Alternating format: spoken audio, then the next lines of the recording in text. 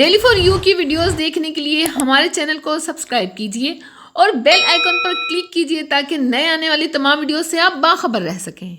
अस्सलाम वालेकुम नाजरीन, मैं हूं आपका मेज़बान दिलज़ेब आकाश और आप देख रहे हैं डेली फॉर यू। नाजरीन, आज मेरे साथ मौजूद हैं मुल्तान की सियासी समाजी शख्सियत अहमद हसन डेर साहब, जिन्होंने अभी कुछ देर पहले ही एक मॉल का इफ्तिताह किया है, दी लॉर्ड्स इसका इफ्तिताह किया। इनसे जानते हैं क्या कहना चाहेंगे। इनकी खिदमात जो हैं वो बहुत ज़्यादा है मुल्तान के हवाले से, और जनूबी पंजाब में भी इनकी खिदमात जो है काफ़ी। इनसे बात करते हैं। अस्सलाम वालेकुम सर। अस्सलाम वालेकुम जी। सर, बहुत शुक्रिया, आपने अपना कीमती वक्त हमें दिया। सर बताइएगा, मॉल का इफ्तिताह किया गया, क्या कहना चाहेंगे? देखिए, मैं इस इलाके की तरक्की के लिए आज से नहीं, from the day first I am working for the development of this area. उसके लिए DHA इधर आया, रॉयल ऑर्चर्ड आया, यहाँ पे विमेन यूनिवर्सिटी बनी, यहाँ सिविल सेक्रेटेरिएट बना, यहाँ पे आपका जुडिशल कॉम्प्लेक्स आया, लैंड रिकॉर्ड सेंटर आया। तो मैं समझता हूँ कि इस इलाके में जितनी तरक्की हुई है और हो रही है, that's a blessing of almighty for all of us. तो मैं ये समझता हूँ कि ज़िंदगी में मैंने करप्शन नहीं की, सच और हक पे चला हूँ। और आज अल्लाह ने उसकी नेमत में मुझे तुर्की से खुरम भाई आए हैं अपनी इस कंपनी के साथ इन्वेस्ट करने के लिए यहाँ पे। मैं इनको ये यकीन दिलाता हूँ कि हम नेक नीयत लोग हैं, और मुझे ख़ास तौर पे जो तरक्की मिली है, मैं अपने सुबह अपनी वालदा के पाँव चूम कर बाहर निकलता हूँ। और यकीन कर लें कि मैं ज़िंदगी में ये कभी नहीं सोचा किसी गरीब को मुझसे तकलीफ़ पहुँचे और किसी का मैं हक खाऊँ। तो मेरी नीयत जो है ना, अल्लाह ताला ने उसकी वजह से मुझे MNA बनाया है और मैं MP भी बनाऊँ। और आज मैं समझता हूँ इनका मुझसे मिलना मेरी अल्लाह ने कोई नेमत मुझे दी है, और मैं ये इस बात का इन्हें यकीन दिलाता हूँ कि मेरी तरफ से हम इन्हें नेक नीति के अलावा और कुछ नहीं, नेक नीति मिलेगी। और इनका हमारे पास आना, टर्की का यहाँ इन्वेस्ट करना, Turks are our brothers and we welcome them with whole heart. और इनकी यहाँ पे आमद को खुशामदीद कहते हैं, और इनकी भरपूर हम सपोर्ट करेंगे और इनके साथ खड़े हैं। और इनको एक एज अ पाकिस्तानी इंशाल्लाह इनका हमें मिलने के बाद इनको फ़ख्र होगा कि इन्होंने जो हमारे साथ मिल के ये प्रोजेक्ट शुरू किया है, उसमें मैंने ये प्रोजेक्ट हस्बुनल्लाह व नेमुल वकील, नेमुल वाला व नेमुल नसीर, अल्लाह के नाम से इनके साथ ये शुरू किया है। और जब अल्लाह का नाम हो, अल्लाह का भरोसा हो और अल्लाह की मदद हो, तो कोई भी उस प्रोजेक्ट को ना फेल कर सकता है, ना वो प्रोजेक्ट रुक सकता है। जी बिल्कुल, बहुत उम्मीद नज़र आ रहे हैं। मैं यहाँ पर सैयद खुरम साहब, सर क्या कहना चाहेंगे? पाकिस्तान के साथ आप काम करने जा रहे हैं, क्योंकि हम पाकिस्तान कहेंगे क्योंकि अहमद हसन डेर साहब हमारी एक बहुत अच्छी शख्सियत हैं, बहुत अच्छे काम करते हैं, उनके साथ आप काम कर शुरू करना चाह रहे हैं, क्या कहना चाहेंगे, क्या तवक्कुआत हैं आपकी? जी, पहले तो ये है कि अस्सलाम वालेकुम पाकिस्तान, अस्सलाम वालेकुम तुर्की। बात ये है कि हम जो है, मतलब कि जो हमारी स्पेशलिटीज़ हैं, हम उसको हत्तुल इम्कान डिलीवर करना चाहते हैं। और लेकिन ये है कि उससे जो सबसे बड़ी जो चीज़ है उसको करने से पहले वो ये है कि हम उस बंदे के साथ काम करना चाहते हैं जिसका कोई नेक कॉज हो, हम उसका हिस्सा बनना चाहते हैं। और पाकिस्तान की तरक्की, पाकिस्तान की तामीर और पाकिस्तान में जो भी मतलब के मामलात ऐसे हैं जिसमें हम अपना हाथ बटा सकते हैं, हम पूरे तरीके से पाकिस्तान की उसमें पर्सनली आके मदद भी करना चाहते हैं और वो मसलों को हल भी करना चाहते हैं। और सिंपल ये है कि बहुत लंबी बात हो जाएगी। मैं सिर्फ ये कहना चाहूँगा कि दहर साहब के पीछे हम खड़े हैं, चाहे वो मेडिकल प्रोफेशन हो या IT बेस्ड हो या टेक्नोलॉजी किसी नौयत की क्यों ना हो, हम हर तरीके से इनके पीछे खड़े हैं और इस इलाके की तरक्की के लिए। Thank you very much. जी बिल्कुल, तरक्की के लिए। अहमद साहब, एक छोटा सा मेरा क्वेश्चन है कि आजकल महंगाई बहुत ज़्यादा हो गई है, तो क्या कहना चाहेंगे महंगाई के हवाले से आप?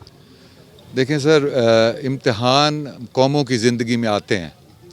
जब किसी घर में कोई उसका बड़ा बीमार हो जाए तो यकीन करें उन्हें खाने के लाले पड़ जाते हैं। जब से हमारी हुकूमत आई है, आप इस चीज़ के गवाह हैं कि कोरोना ने यहाँ पे कितना नुकसान किया है। जब एक्स्ट्रा ऑर्डिनरी हालात होते हैं तो आपको गवर्नमेंट को रिलीफ देने पड़ते हैं। यहाँ पे एक्स्ट्रा ऑर्डिनरी हालात हैं, हम इतनी बड़ी बीमारी से अभी निकल रहे हैं, और उस बीमारी के रिपरकशंस सिर्फ पाकिस्तान में नहीं है, पूरी दुनिया में आए हैं। अमेरिका जैसे मुल्क में जो सबसे यहाँ पे, वहाँ इतनी महंगाई हो गई है, तो पाकिस्तान कैसे बच सकता है? लेकिन इस महंगाई पर हम इतने दुखी हैं।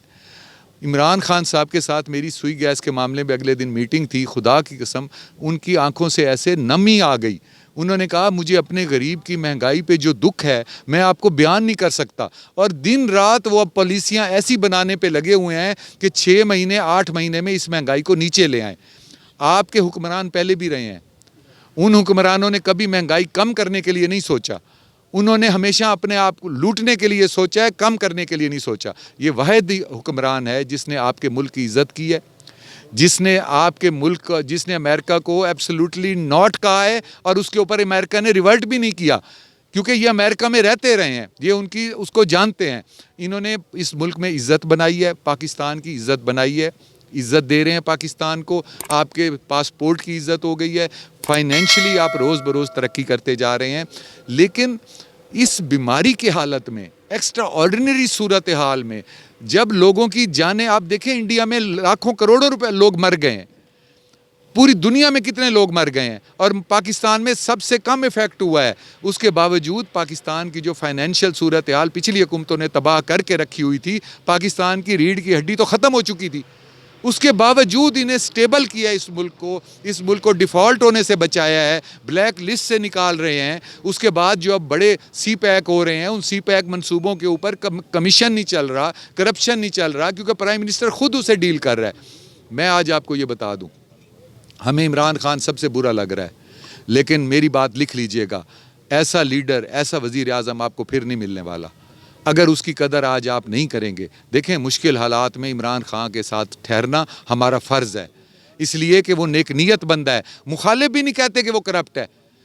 क्या कोई ऐसा वज़ीर आज़म आज तक आया है जिसको मुखालिफ ना कहते हो कि ये करप्ट नहीं है? आपका मुखालिफ कहता है वो करप्ट नहीं है, और उस बंदे के बारे में आप कह रहे हैं उसने महंगाई की, हम उसकी शक्ल नहीं देखना चाहते, वो बुरा है, उसमें ये मसाइल हैं। ये सब प्रोपेगेंडा है। महंगाई पूरी दुनिया में हुई है, जो तेल की कीमत बढ़ी है, तेल के कुएं इमरान खान के नहीं है, और पूरी अमेरिका में और उधर तेल की कीमत नहीं बढ़ी, और तेल की कीमत जब बढ़ती होती है कम भी होती है, लिहाजा कोई क़यामत नहीं आ गई। मैं आखिरी बात करना चाहता हूँ, आज तक इस मुल्क के लिए एज स्टेट्समैन किसी ने नहीं सोचा। सबसे पहला मसला है कि बिजली अगर सस्ती हो जाए, इस मुल्क में महंगाई ख़त्म हो जाएगी। किसी ने यहाँ डैम बनाने का सोचा है? क्योंकि डैम 10 साल में बनते हैं, 8 साल में बनते हैं। डंग टपाऊ पॉलिसी में 5 साल में डैम नहीं बनते।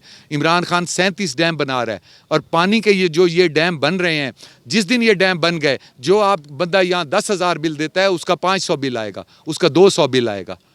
जब इतनी बिजली सस्ती हो जाएगी तो महंगाई ख़त्म नहीं होगी, लेकिन उसके लिए इमरान खान को 10 साल का टाइम देना पड़ेगा। यहाँ कोई 10 साल का टाइम देने के लिए तैयार नहीं। हर कोई डंग टपाऊ पॉलिसी के लिए तैयार है। हर कोई कहता है सुबह उठें तो दुनिया बदल जाए। ऐसा मुमकिन नहीं है। जिन लोगों को अब आप दोबारा लाने की कोशिश कर रहे हैं, उन्होंने आपको और अंधेरों में धकेल देना है। आपका मुस्तकबिल, इस मुल्क का मुस्तकबिल सिर्फ इमरान खान से है। अगर इमरान खान के साथ ये अवाम, ये कौम जुड़ी रहेगी तो ये मुल्क तरक्की करेगा। अगर इमरान खान को इन्होंने पीछे हटा दिया तो फिर हमें तबाही से बचाने वाला कोई नहीं होगा। जी बिल्कुल, बहुत शुक्रिया। जैसा कि हमने इनकी बात सुनी, इस बारे में आपकी क्या राय है, आप हमारे कमेंट्स में बताइएगा। इसी के साथ अपने मेज़बान दिलज़ेब बकाश को इजाज़त दीजिए। देखते रहें डेली फॉर यू। अल्लाह हाफिज़।